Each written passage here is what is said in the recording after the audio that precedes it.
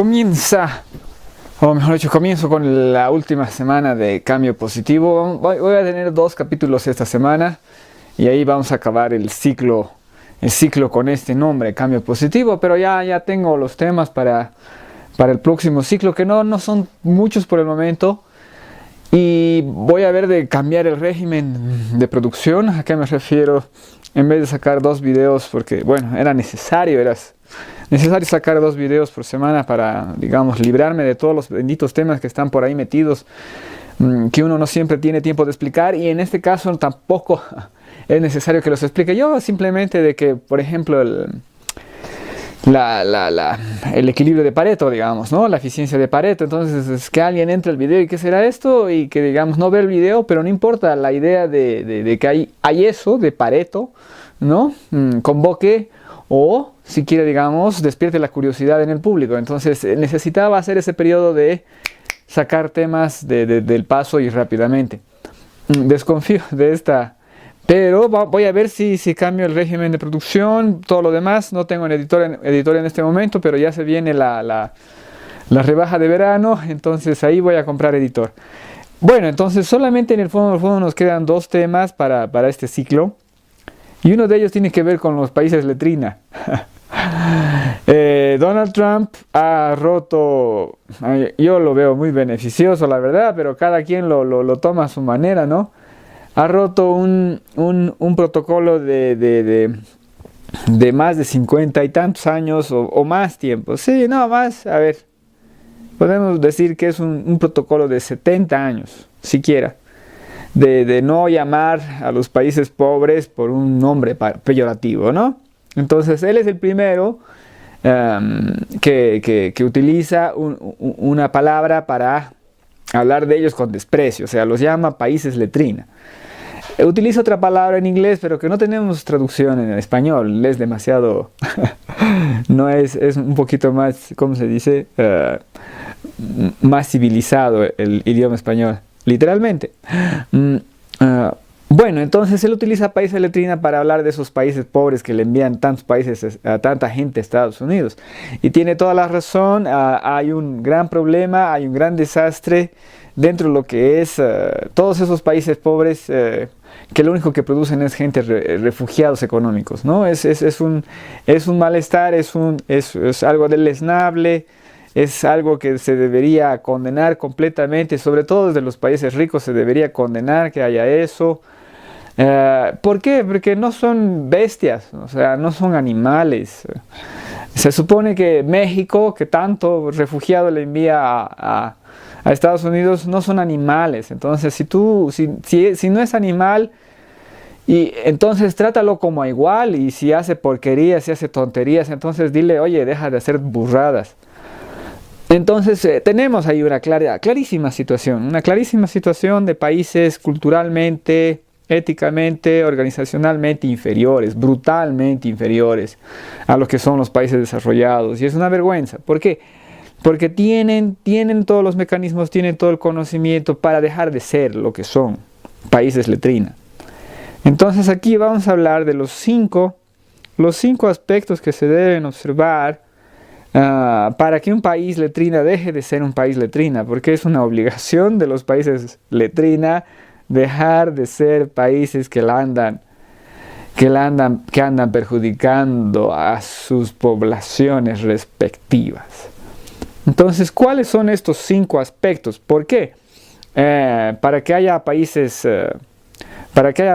pobres que solo envían miseria, tiene que ser difícil de modificar, tiene que ser un camino complejo. Entonces, cada uno de estos temas en sí es exigente, ¿no?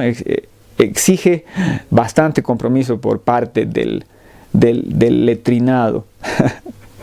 Bueno, ¿cuáles son estos aspectos? Son cultura,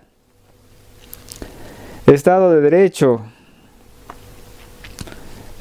capitalismo, ética y democracia. Esos 5 son, ¿no? Cultura, Estado de Derecho, democracia, capitalismo y ética. Vayamos solamente a mencionar rápidamente cuál es cada uno. Uy, porque ya la batería de este me está traicionando.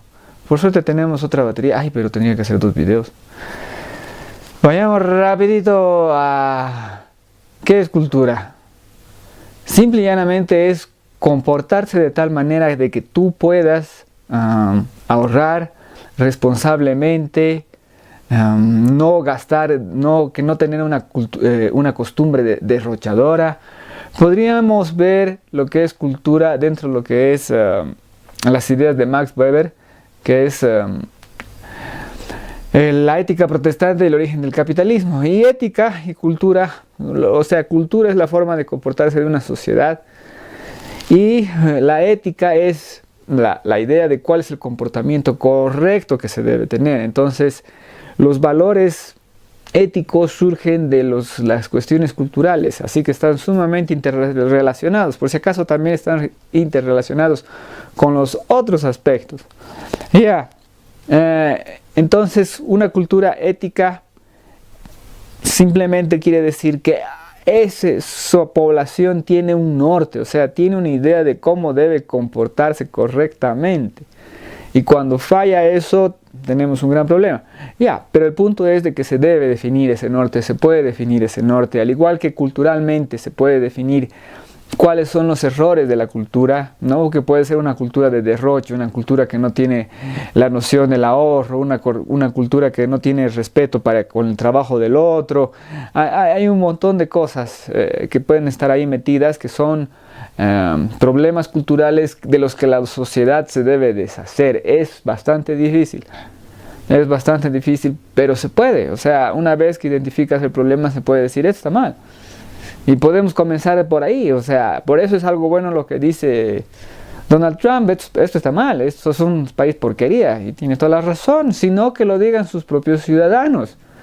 Claro, que en vez de buscar irse a Estados Unidos por cualquiera de los medios, que busquen quedarse, ¿verdad? Entonces ahí tenemos problemas. 2 aspectos, cultura y ética. El otro aspecto es Estado de Derecho, que viene vinculado obviamente con democracia y con... Todos están relacionados entre sí. Pero ¿cuál es la idea de Estado de Derecho? El Estado de Derecho pone por encima a la ley. Se respeta la ley, que está por encima de cualquier otra persona, y no se mañudea, ni se organiza, ni se la corrompe, sino que se la respeta. Si la ley está mal, se la modifica. Todos los sistemas legales tienen la posibilidad de modificar sus respectivas constituciones, sus respectivos sistemas. Entonces eso es lo que se debería hacer si es que está mal, pero no, si está bien, se la debería respetar. Eso es lo que se debe buscar, construir un sistema respetable. ¿Y cuál es la otra cosa del Estado de Derecho? El Estado de Derecho protege a todos por igual. No se permite una dictadura de la mayoría. Esa es la idea del Estado de Derecho, que protege los derechos de todos.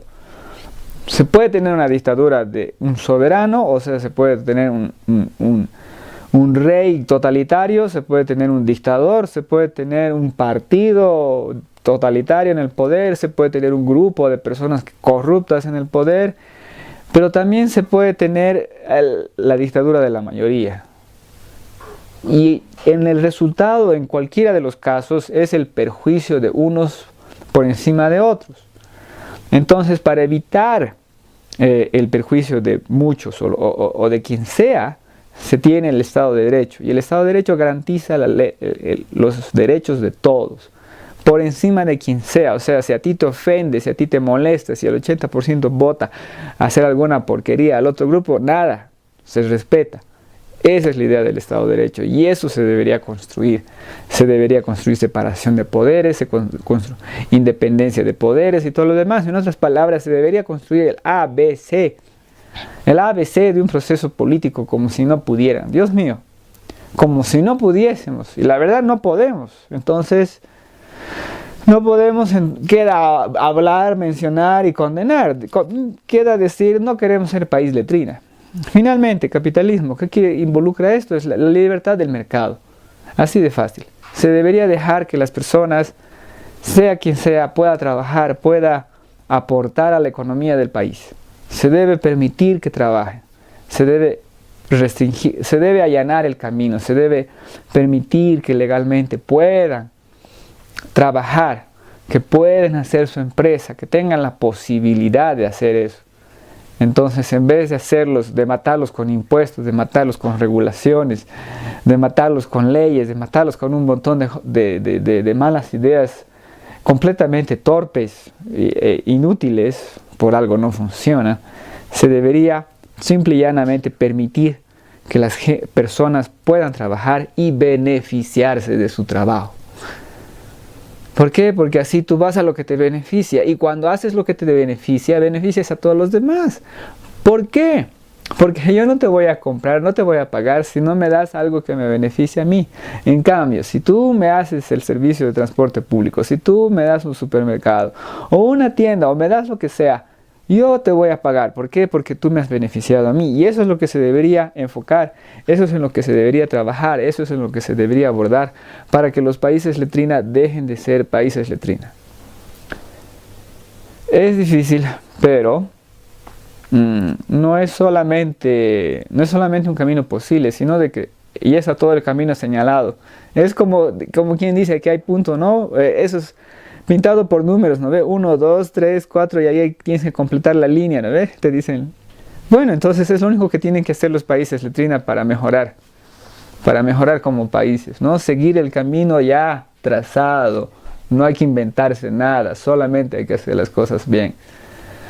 Y pensar que esos países no pueden ni siquiera hacer eso, y peor todavía, les llaman países letrina y se ofenden, por Dios, bah. Todos los países que envían gente en vez de recibirla son países que están perjudicando a sus propios pueblos. Y eso es una tragedia. Dejemos, o mejor dicho, que termine esa tragedia de una vez. O sea, ¿acaso tan difícil es ayudar a la gente? No debería hacerlo, por Dios.